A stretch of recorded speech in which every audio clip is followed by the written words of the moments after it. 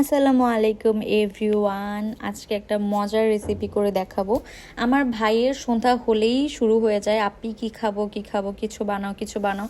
তো আমি ওকে বললাম যে আমি হচ্ছে তোর এরকম একটা কনসেপ্ট দিয়ে একটা পেজ খুলবো, যে তুই আমাকে বলবি আপনি কি খাবো কি খাবো, আর আমি হচ্ছে তোর উল্টাপাল্টা সব রেসিপি করে খাওয়াবো। তো এইরকমই একটা উল্টাপাল্টা রেসিপি এটা, যেটা হচ্ছে আমি এর আগেও দেখিয়েছিলাম। আমি যে ব্রেড পিৎজাটা বানাই সেটা এই same, almost same recipe, but অনেক বেশি মজা হয়েছে। 2টা পরোটা দিয়েছিলাম আমি, আসলে টমেটো কম নিয়ে ফেলছি। আমি ভেবেছিলাম যে 2টা পরোটা দিয়ে বানাবো, এরকম পরোটা পিৎজা হবে আর কি এরকম, বাট টমেটোটা কম হওয়ার কারণে আমার একটা পরোটাতেই করতে হয়েছে। তো আমি চিন্তা করলাম যে যেহেতু 2টা পরোটা ফ্রাই করছি, তো একটা পরোটাকে উপর দিয়ে দিব। এখানে হচ্ছে আমি নর্মালি পেঁয়াজ, এরপর হচ্ছে টমেটো আর মরিচ আর হচ্ছে লবণ, গোলমরিচ, এগুলো দিয়ে জাস্ট একটু নাড়াচাড়া করে যেন টমেটোটা হচ্ছে সফট হয়ে আসে, একটু কুকড হয়ে যায় সবগুলো জিনিসপাতি। এরকম করে তারপরে আমি একটা পরোটা নিলাম। পরোটার মধ্যে আমি এখন একটা মিক্স সস দিব। মিক্স সসের মধ্যে আমি দিয়েছিলাম প্রাণের টমেটো কেচাপ, তারপর হচ্ছে একটু সয়া সস দিয়েছিলাম আর একটু বারবিকিউ সস। আমি বারবিকিউ সসটা কেনার পরে সব রেসিপির মধ্যে আমি একটু বারবিকিউ সস দিই। আর এটা হচ্ছে পুরো একটা গেম চেঞ্জার, একটু টকটক লাগে, অনেক বেশি মজা লাগে। যে কোনো একটা করলেই অনেক বেশি মজার হয়। এই যে সসটা আমি বানাইছি ওটা আমি একটু রেখে দিছিলাম, মানে রয়ে গেছিলো। তো পরের দিন আমরা হচ্ছে আরেকটা মজার পিঠা বানাই, সেটা হচ্ছে ঝাল পিঠা বলে আর কি, আলু ভাজি থাকে ভিতরে, ওটা অনেক বেশি মজা হয়। আমার ইউটিউব চ্যানেলে এটার রেসিপি আছে।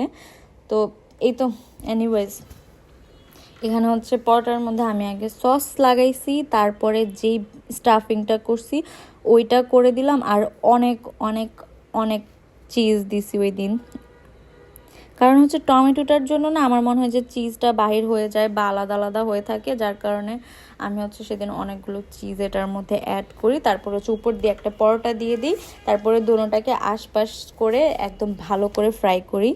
আর যা ঝামেলা হয় তা হয় হচ্ছে কাটার টাইমে, কারণ হচ্ছে পরোটাগুলো অনেক বেশি ক্রিস্পি হয়ে যায়, তো দিয়ে ছুরি দিয়ে এটাকে আর কাটা যায়নি। এনিওয়েজ, পরের কথা পরে। এখানে আমি হচ্ছে ভিতরে আরেকটু সস দিয়ে দিচ্ছি, কারণ আমি হচ্ছে যেই চিজটা এটার মধ্যে একটু লবণও দিই নাই বা একটু হচ্ছে গোলমরিচও দিই নাই। আমি যদিও সবসময় চিজের মধ্যে একটু লবণ আর একটু গোলমরিচ দিয়ে দিই, তো আমি ভাবলাম যে আজকে সসটা দিয়ে দেখি কেমন হয়। তো উপর দিয়ে আমি পুরো সসটা দিয়ে দিলাম, তারপরে এই যে উপর দিয়ে আরেকটা পরোটার লেয়ার দিয়ে দিয়েছি। অ্যান্ড এখন হচ্ছে ফ্রাই প্যানে দিয়ে গরম করার পালা এটাকে।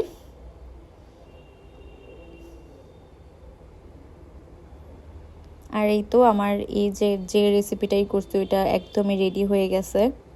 আমি এখানে অনেক ট্রাই করছিলাম যে এই ছুরিটা দিয়ে পরোটাটা কেটে ফেলি, আর পরোটাটা এত বেশি গরম ছিল যে ধরাও যাচ্ছিল না, যে আমি ধরে এটাকে কাটা ট্রাই করব। পরে দিয়ে মাথায় আসলো যে বাসায় তো কিচেন নাইফ আছে, কিচেন নাইফ না বলতেছি, কিচেন সিজার আছে, তো ওইটা দিয়েই কেটে ফেলি।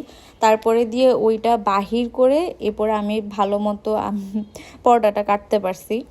সত্যি বলতে কি, রাহি যখন বলে যে আপনি কি খাবো কি খাবো, বাসায় কিছু নেই বাসায় কিছু নেই, বাসায় অলওয়েজ অনেক কিছু থাকে, বাট ওর মন মতো কিছু থাকে না। ওর কথা হচ্ছে আমি ওকে কিছু একটা বানিয়ে খাওয়াবো।